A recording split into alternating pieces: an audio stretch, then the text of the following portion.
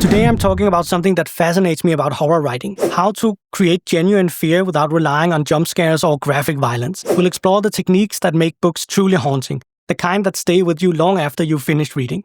Hi everyone, I'm Razu and this is RazuTales. On this channel I make videos about books, writing, and do deep dives into horror and fantasy. If you're new to the channel, welcome. If you appreciate the video, consider hitting the like and subscribe buttons to join our community of book lovers. Now, let's get started. You know what's interesting about jump scares? They're primarily a visual medium trick. In movies, they work because you can suddenly show something frightening accompanied by a loud noise. But in books, we need something deeper, something that crawls under the reader's skin and stays there. Let's look at some techniques that create lasting horror, with examples from books that master these approaches. The power of suggestion. One of the greatest examples of horror without jump scares is The Haunting of Hill House by Shirley Jackson. Listen to how she describes the house itself. Hill House, not sane, stood by itself against its hills, holding darkness within. It had stood so for 80 years, and might stand for 80 more.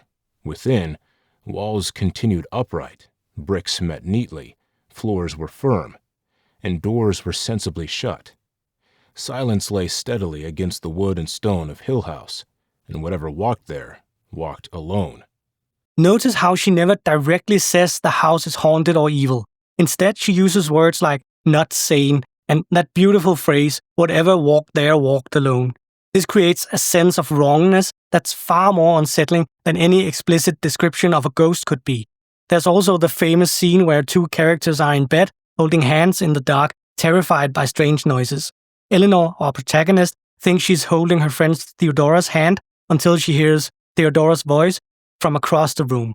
Jackson writes, God, Eleanor thought, whose hand was I holding? That single line, that moment of realization creates more horror than any graphic scene could achieve. Environmental dread. Sometimes the scariest thing isn't what happens, but where it happens. In the yellow wallpaper, Charlotte Perkins Gilman shows how something as simple as wallpaper can become terrifying. Here's how she describes it. The color is repellent, almost revolting. A smoldering, unclean yellow, strangely faded by the slow-turning sunlight. There is a recurrent spot where the pattern lolls like a broken neck, and two bulbous eyes stare at you upside down. Later, the wallpaper becomes even more sinister. At night, in any kind of light, in twilight, candlelight, lamplight, and worst of all by moonlight, it becomes bars.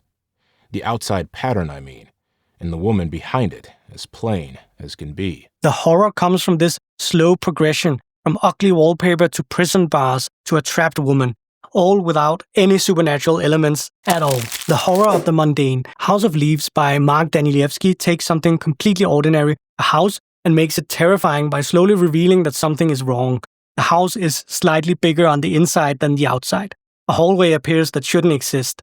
These subtle wrongnesses are far more unsettling than any monster could be because they challenge our basic understanding of reality. Psychological uncertainty. We Have Always Lived in the Castle, another masterpiece from Shirley Jackson. This book creates horror through unreliable narration. Our protagonist, Merricat, seems normal at first, but as we spend more time in her head, we realize something is deeply wrong. The horror comes from slowly realizing we're seeing the world through the eyes of someone whose perspective we can't trust. The weight of knowledge.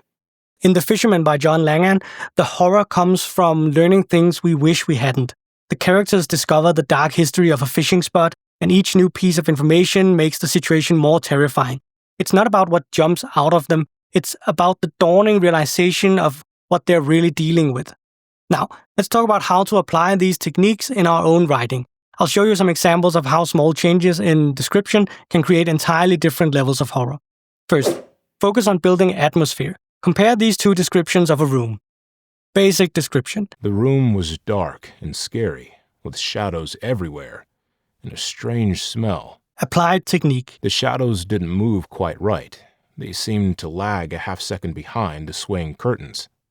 The air felt thick in my throat, carrying a sweet, sour scent that reminded me of the time I'd found a forgotten apple in the back of my desk drawer, black with age.